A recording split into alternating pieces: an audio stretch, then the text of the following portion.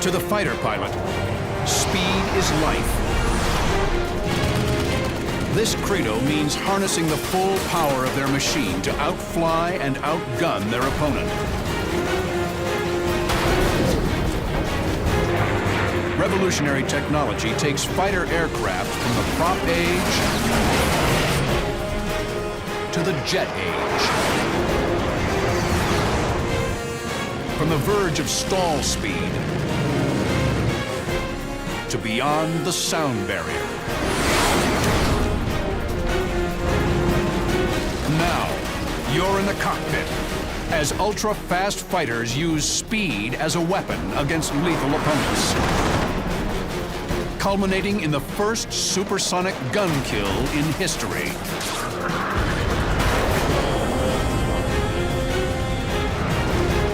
Experience the battle.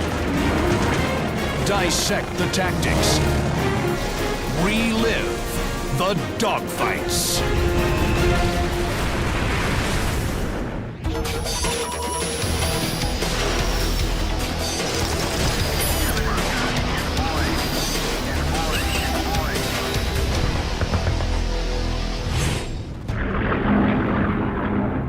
January 21st, 1944. Under the pitch-black cloak of night, a Royal Canadian Air Force Mosquito skims across the English Channel. Its pilot is an American, Lou Luma. Going over the channel was like being inside of a black barrel. I mean, you didn't see anything. You didn't know where up was or down was or anything. Luma and his navigator, Lieutenant Colin Finlayson, are night intruders. Their mission? Attack German aircraft right at their doorstep. The psychological advantage was great. They knew every time they came home that there was an intruder hanging around the airport. Luma's Mosquito advances to Hildesheim Air Base in Germany. Without radar, Luma has to depend on visual cues to spot his prey.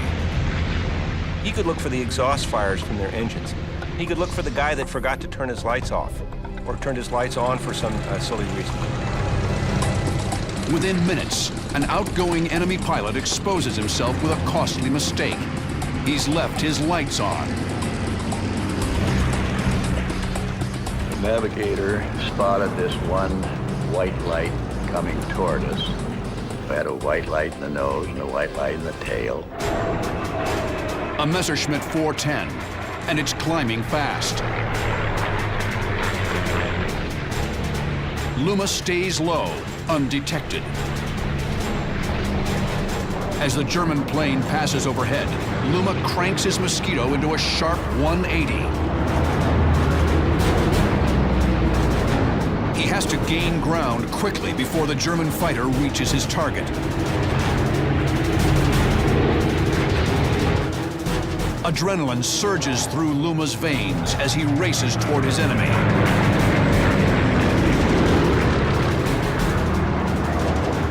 Two Merlins of mine with the throttles pushed all the way forward to catch him. And I didn't want him to get away. In his excitement, Luma closes too fast. He's about to overshoot the German. At that point in time, I'm just sick at the stomach. I think, God, I'm screwing this up. Luma slams down the landing gear and throws his Mosquito into a series of hard turns to drain airspeed. He manages to stay behind his prey. He opens up with all 8 guns.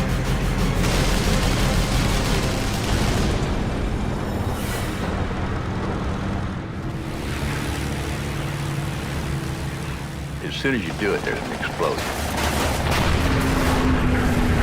And then just ram the nose forward to avoid flying through all this debris.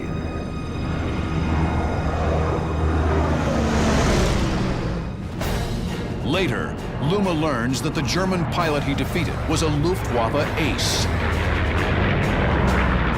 He had shot down 5 British bombers that night, and he had landed to get more fuel. In his excitement, he left those lights on. Luma speeds away into the shadows, a victorious night fighter. The Mosquito has inflicted its deadly sting.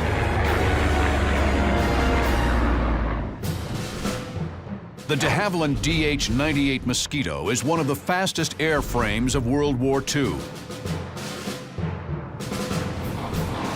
A lightweight wooden frame wedded to twin 1,700 horsepower Merlin engines. The Wooden Wonder, as it became known, could reach speeds well over 400 miles per hour. There's nothing that was built then that would be able to catch you. Its performance and its massive firepower of 4 20-millimeter cannon and 4 30 caliber machine guns made the Mosquito a force to be reckoned with. They could go on any number of utility missions and combat missions as well. Weather reconnaissance, photo reconnaissance, attack missions where they would actually put bombs on things. They could go on strafing missions down low.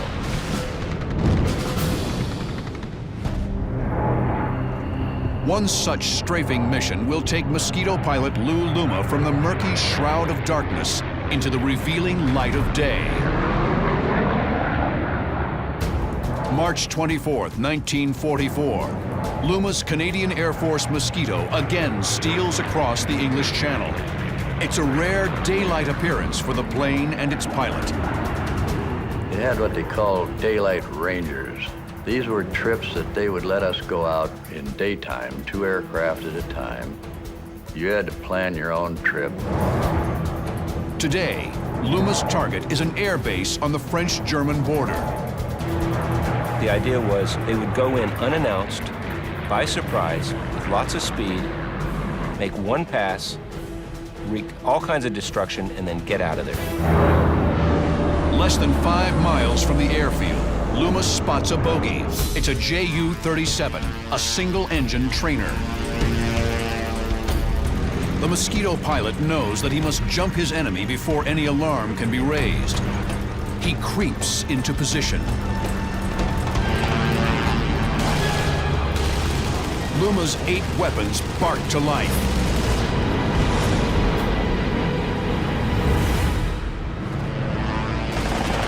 The German trainer disintegrates under the combined weight of fire. He probably never, ever knew what hit him. Luma continues to the airfield at about 400 miles per hour.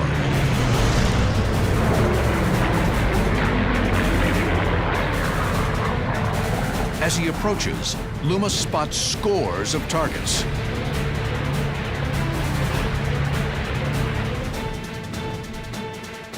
Aircraft and gliders parked in the shape of an L along the flight line.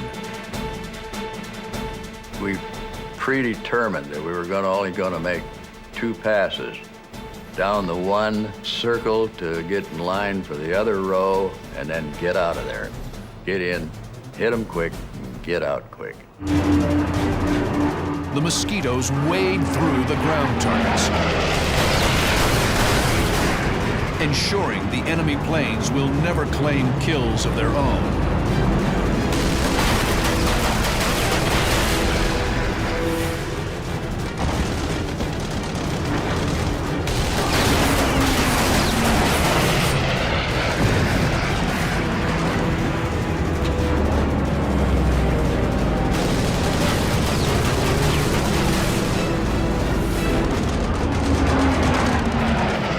Aircraft fire all around them. The Mosquitoes climb away, leaving behind the smoke and debris of a successful mission.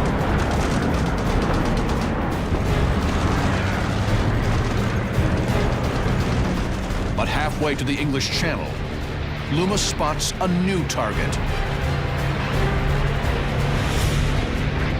And then we saw Junkers 52, that was an old tri-motor transport. And that was a tough old bird.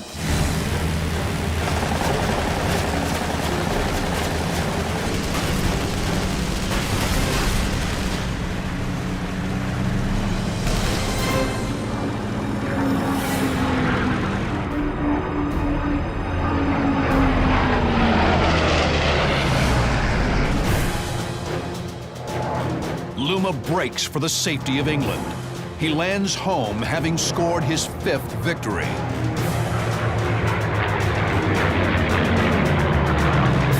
He remains the only American Mosquito ace, and a prime example of a fighter pilot using speed as a weapon.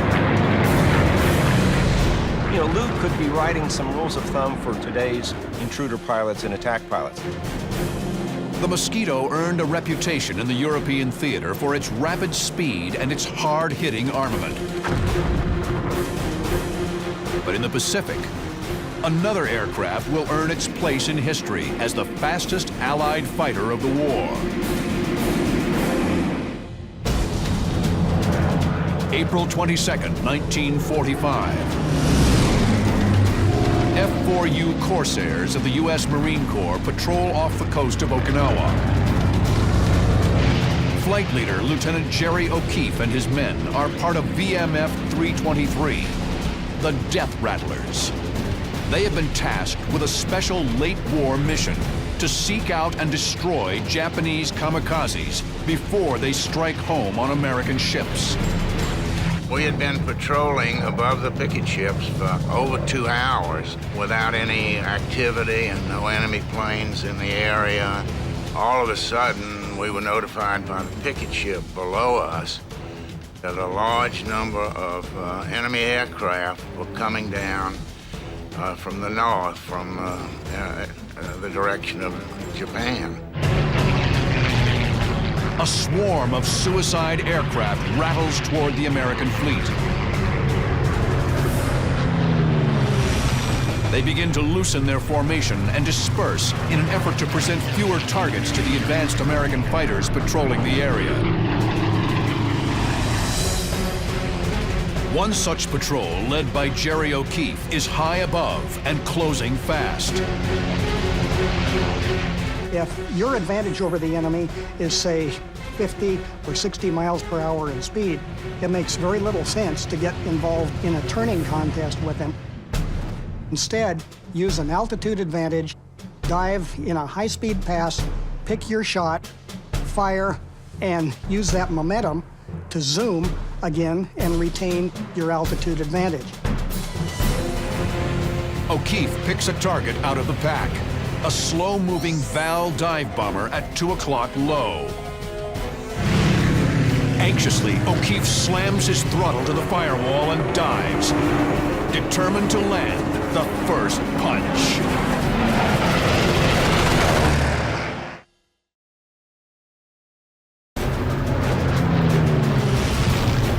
April 22nd, 1945. Corsair pilot Jerry O'Keefe is diving fast on a kamikaze. The Japanese plane fills his gun sight. O'Keefe rolls in and does a classic gun run on it like he did in the training command. So he makes one pass at this valve and disintegrates it with a .50 caliber.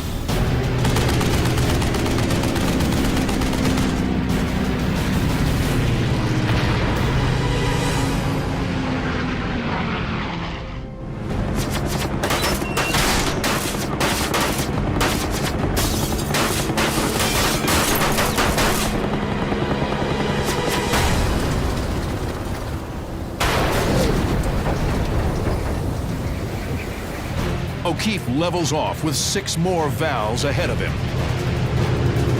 His powerful Corsair will have no trouble catching up to the lumbering dive bombers. The D-3A2 Val is the primary dive bomber of the Imperial Japanese Navy. But with fixed landing gear and a weak 1,300 horsepower engine, the Val is not much of a dogfighter. The F-4U Corsair is the most advanced fighter in the Pacific. Identifiable for its innovative gull-wing design, the Corsair earned a reputation for its searing combination of speed and firepower. The Corsair was far superior than any plane really in combat that the Japanese had at that point. The Corsair's power comes from the legendary R-2800 radial engine, the same engine that powered the F-6F Hellcat and the P-47 Thunderbolt. the R-2800 in the World War II fighters. What a fantastically reliable, capable, powerful aircraft engine. Tremendous ability to put out power. The Corsair can top 440 miles per hour, making it the fastest fighter then in service with the armed forces. Now, Corsair pilot Jerry O'Keefe is using his aircraft's trademark speed to close the gap on 6 Japanese Val dive bombers. I was behind them, and it was my intention to shoot all 6 of them down, but it didn't work out that way. O'Keefe sights up the leader and pulls the trigger. And I missed him, and he left the formation and turned sharply to the left.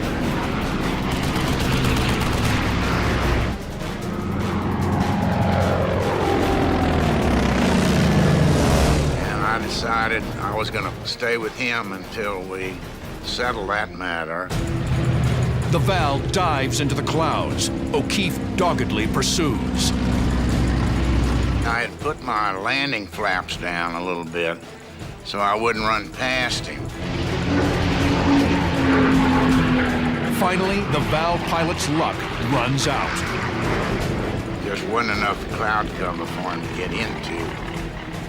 And then I had a dead-on shot from the stern.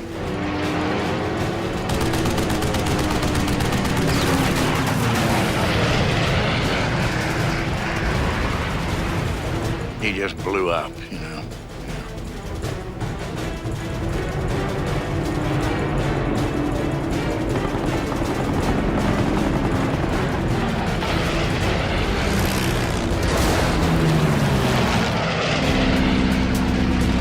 As O'Keefe returns to the fight, another Val comes screaming right at him. We went past like this, and then we both turned into each other, try to get an advantage. This kamikaze pilot has the heart of a dogfighter.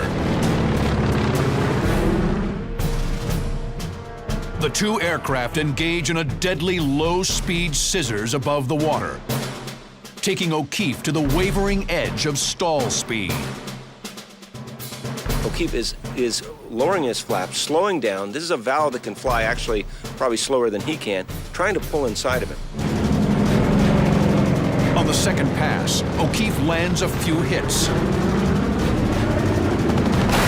The dive bomber smokes, but its pilot refuses to back down.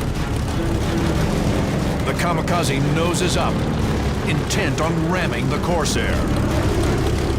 I guess he realized, that he was gone and wanted to take me with him, and I didn't want to go. O'Keefe desperately yanks the stick back.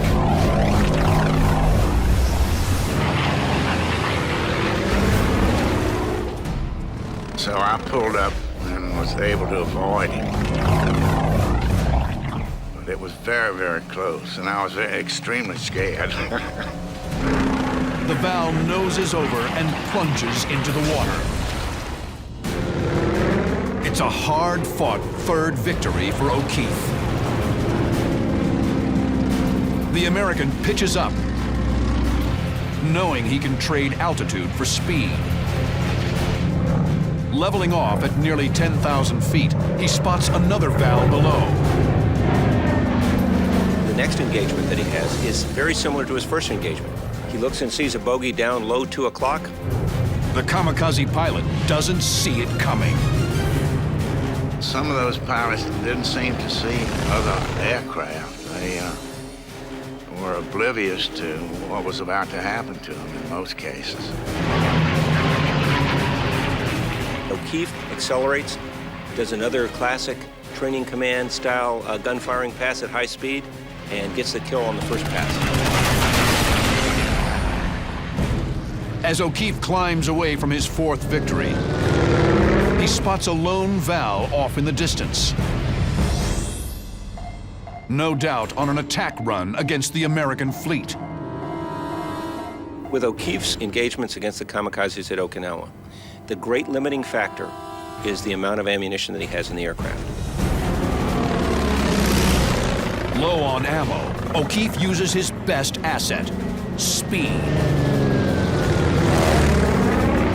O'Keefe trains his sight pipper, takes a breath, then fires.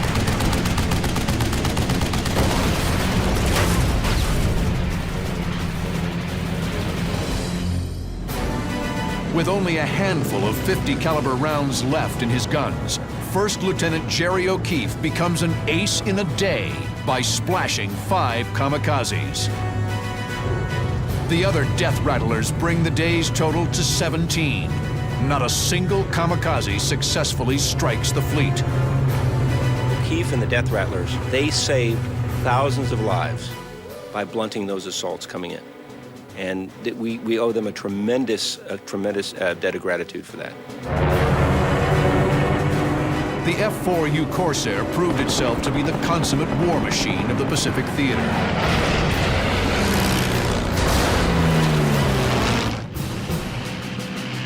But the end of World War II brings with it a quantum leap in technology.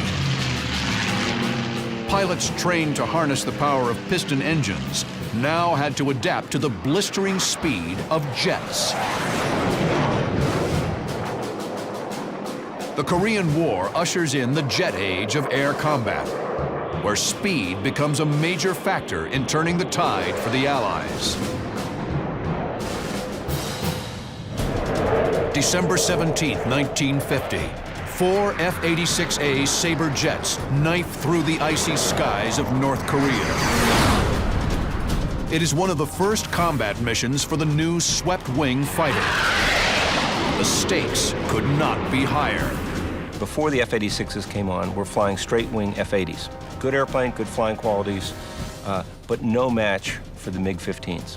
The MiG-15s came on the scene, we were putting bombers over the north, and they were getting chewed up. We had to get air superiority, and the F-86 was the aircraft to do that for us. Lieutenant Colonel Bruce Hinton leads the mission. The North Koreans are unaware that the Americans are fielding new aircraft, and Hinton plans to keep it that way. We were cruising at a low airspeed to imitate F-80s, to entice the MiG to show up and combat us. There's a saying in fighter aviation and dogfighting, if you're not cheating, you're not trying. So luring the enemy up for a fight, creating deception is all legal, and it's all encouraged, and it's anything you can do to get them going. In a matter of minutes, the enemy Air Force takes the bait. Hinton's wingman calls out bogeys crossing the Yalu River at 9 o'clock and closing fast. 4 gleaming MiG-15s bore into the attack. The fastest dogfight of the new jet age is about to kick off.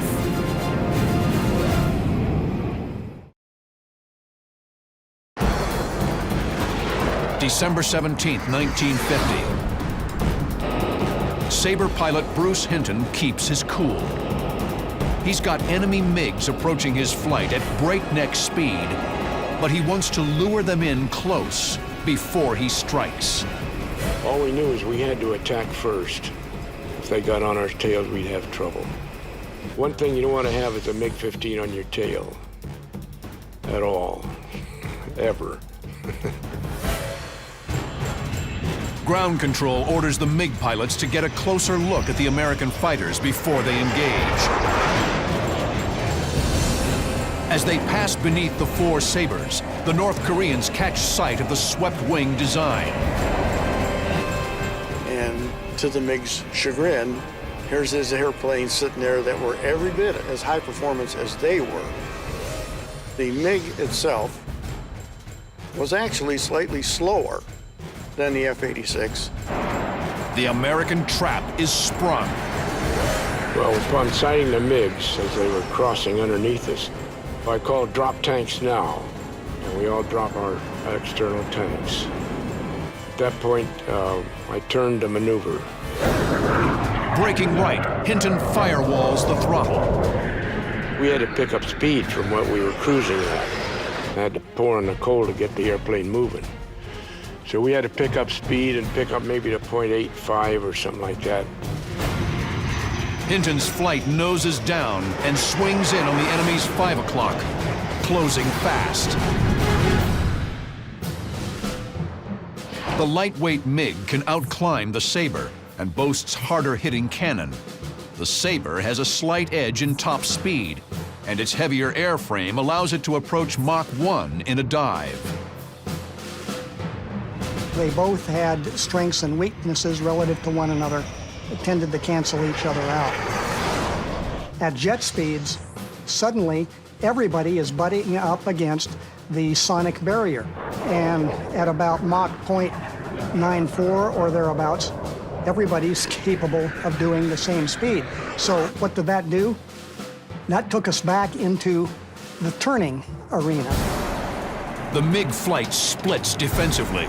Hinton's targets, the MiG leader and his wingman, break left. They commit a cardinal error. They reverse their turn. So Hinton slides right in for a guns kill. Now here's a very capable and qualified gunnery pilot. Hinton's airspeed indicates 0.95 Mach, the knife edge of the speed of sound. He selects his target. Well, I picked the lead guy as the man I ought to attack. But then as I maneuvered, I said I'm going to get on the closest one. At about 1,500 feet, he pulls the trigger.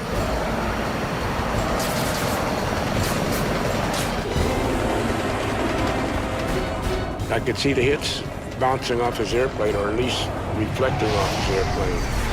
But he didn't do anything. He just stayed there, and so I kept firing. The North Korean pilot frantically pops his speed brakes. At that point, the bogey does a second incredible error, and that's to try to slow down, maybe to spit him out, maybe to make him overshoot the turn. I had to slow down to stay on his tail. I didn't want to get ahead of him. Hinton almost overshoots him, comes directly underneath the belly of the aircraft, 5 feet from him. So he can look up and see the rivets, and he's just hanging in there. The desperate MiG driver wings over and dives, hoping the American will turn him loose. No such luck. I followed him, and I let him have a long burst. And that's a lot of 50 caliber slugs. Well, at that point, he looked like he was really out of control.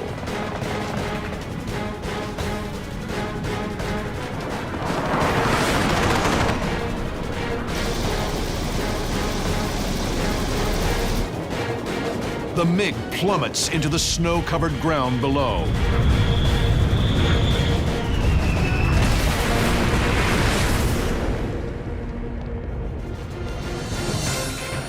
The rest of the MiGs use their climbing speed advantage to bug out of the fight. They just firewall the throttle and soon climb, and the F-86s couldn't keep up with them. Hinton has drawn first blood for the F-86 Sabre. Within weeks, air superiority over North Korea again belongs to the Allies. Though still considered a subsonic airframe, the F-86 proves that speed is often the decisive factor in aerial warfare.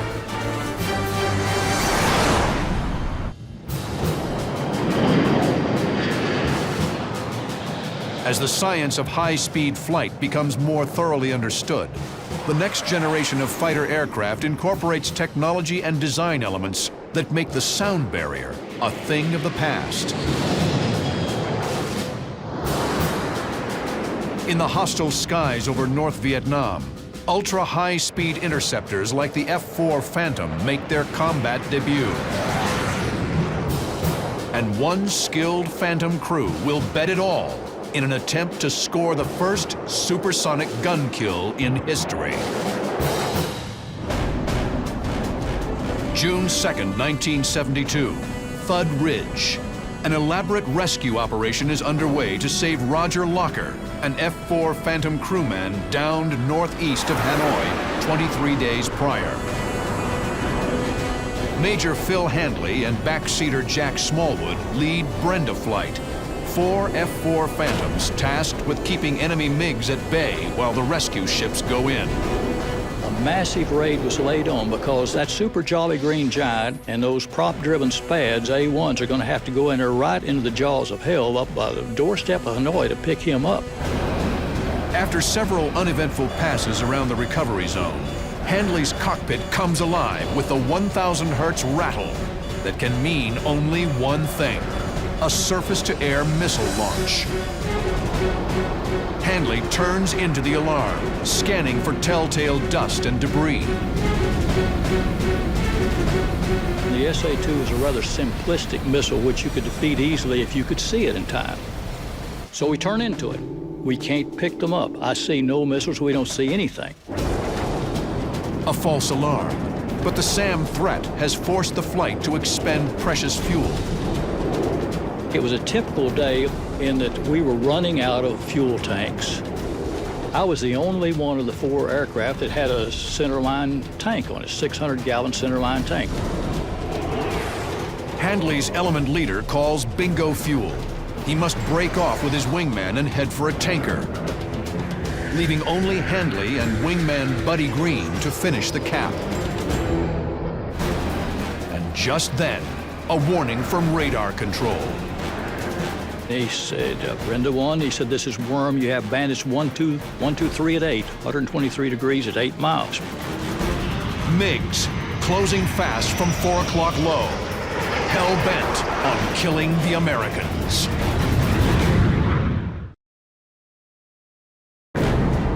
June 2nd, 1972. Major Phil Handley and wingman Buddy Green have some unwanted company.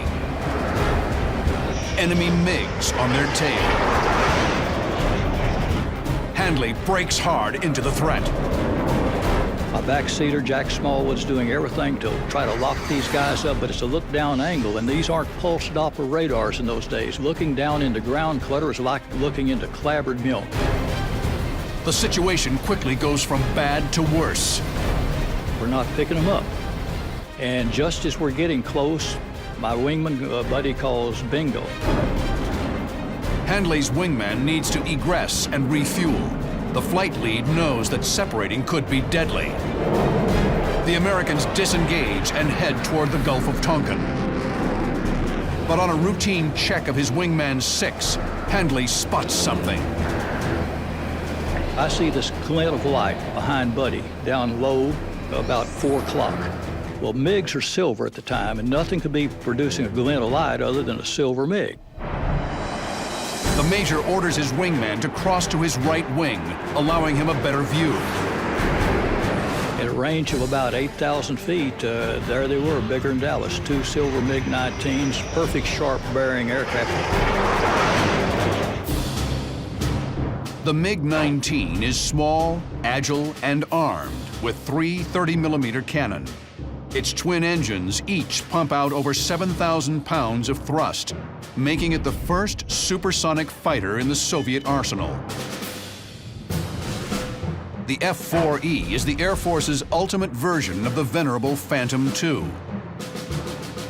Originally designed for Navy fleet defense, the Phantom's role evolved into that of a dogfighter during the Vietnam War. To that end, the E model is equipped with an internal 20mm cannon in addition to missiles. But the Phantom's reputation is built on raw power. Its twin J-79 engines pump out nearly 18,000 pounds of thrust each, allowing the massive fighter to double the speed of sound. The F-4 Phantom is truly the performance aircraft of its generation, and it comes to its own at high speeds. When you get that aircraft above 475 knots in a turn, it just keeps wanting to accelerate.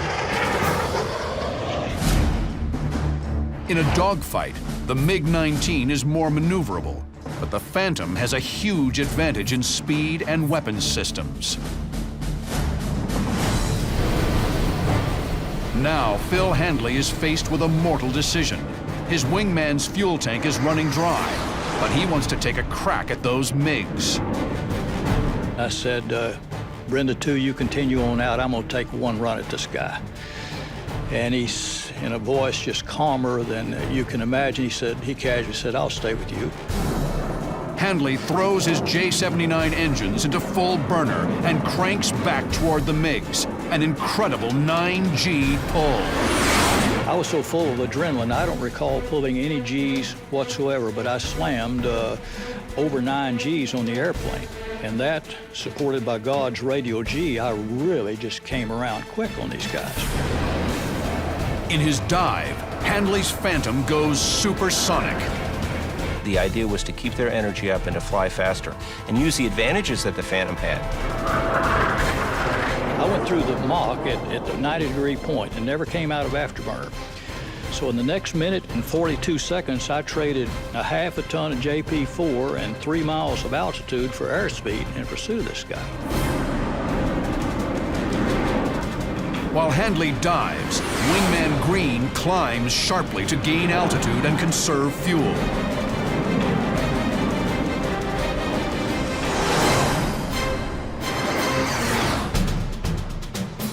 The MiG leader makes a critical mistake. He climbs after Green, allowing Handley to slip past and line up a missile shot from behind. Handley rolls out on the Bandit 6. He puts a 5-mile bore sight on the leader and ripple fires his 2 radar-guided AIM-7 Sparrows.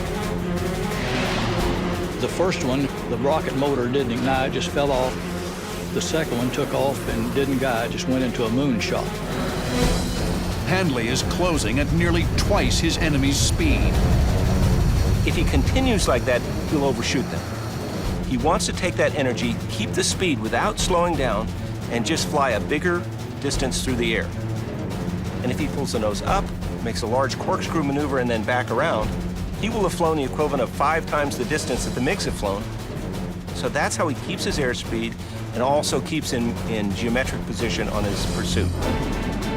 Handley's radar-guided missiles are gone. He's down to his 2 heat seekers, the notoriously ill-performing AIM-4 Falcons. It was a hit-to-kill missile. That's all it had.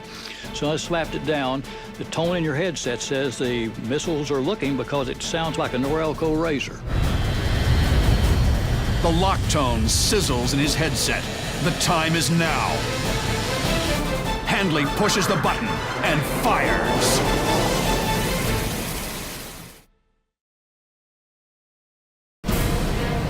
June 2nd, 1972.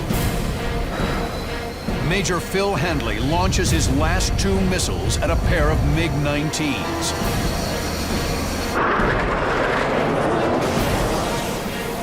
But again, technology fails him.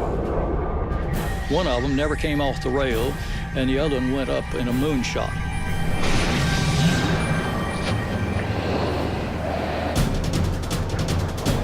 Left with only his 20-millimeter cannon and closing at over 900 miles per hour, Phil Handley is locked into a Mach speed version of a classic dogfight.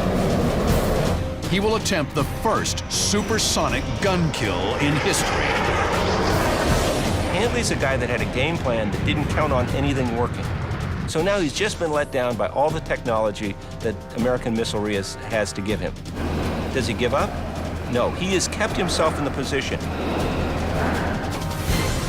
Handley is here. The lead MiG and his wingman are here.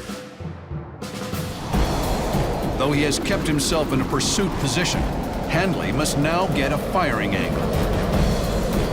An airplane turning that isn't jinking around has a plane, an imaginary plane that sticks right vertically perpendicular to his canopy out. If you can get into that plane of motion ahead of him and have a bullet stream laying out there and he doesn't move, he'll fly through that stream. The lead MiG-19 brakes hard right. Handley witnesses his enemy's awesome agility firsthand. A MiG-19 is a very fast turning airplane. There's no way that I can do any sort of a lag maneuver or stay inside his turn. So now I'm down to a high deflection shot with the cannon. Handley pulls hard right. He thunders toward the slower-moving MiG at a speed equivalent to 4.5 football fields per second. There is no room for error. If he misses with his last weapon, he will overshoot and make himself the target. As Handley begins to pull lead, he struggles to keep a visual on his enemy. The long nose of the Phantom obscures the MiG. You cannot point out directly ahead of him because that nose obscures him. So you must carry him down here in this quarter panel here, just below the plane of motion. And he's coming around. At the last moment, I rolled up and then back down in the plane of motion, held down the trigger. A quick 3-second burst.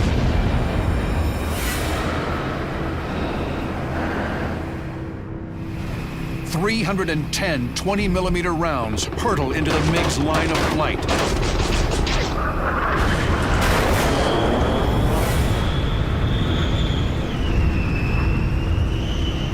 That 20-millimeter stream walked right down. The first one hit up in the left wing root. The next one, I saw it hit the wing root, left nose, canopy, wing root, tail. And just that fast. And as quick as I passed him, I quarter rolled and zoomed. Handley glances back. There was flames and fluids and big chunks falling off of him, and he was flopping around. The MiG crashes into the jungle. After a series of frustrating misses, Phil Handley scores. And there must have been 25 fighter pilots up in Route Package 6 all hollering, you know, and shouting. And last one I recognized my squadron commander, old John Downey, said, "Way to go." The MiG wingman rolls in on Handley's 6, but the American is going too fast and easily climbs away. Arriving at base, Handley learns that the rescue mission he supported was a success. We went back to Udorn Channel 70, and there was the greatest celebration you've ever seen, because there's old Roger Locker. You know, they got him out. Handley's role in the rescue mission is historic. With an indicated airspeed of Mach 1.2, his victory is the first and only recorded gun kill at supersonic speed.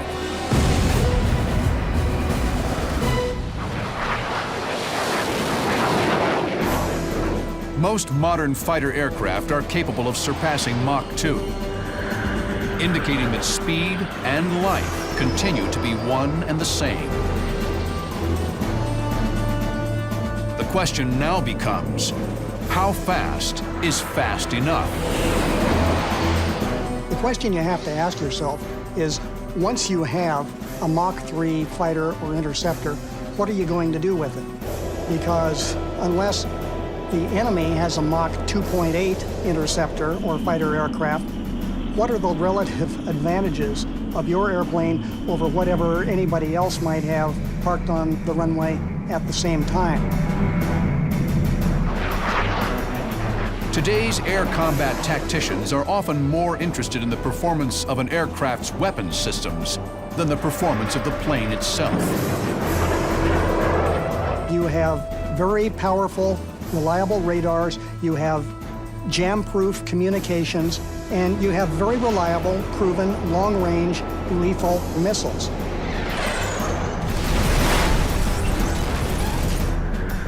Technology will continue to shape air combat. But if you ask the fighter pilot, speed still matters. If you give a fighter pilot a choice between performance and smooth handling qualities, he or she will pick performance every day of the week.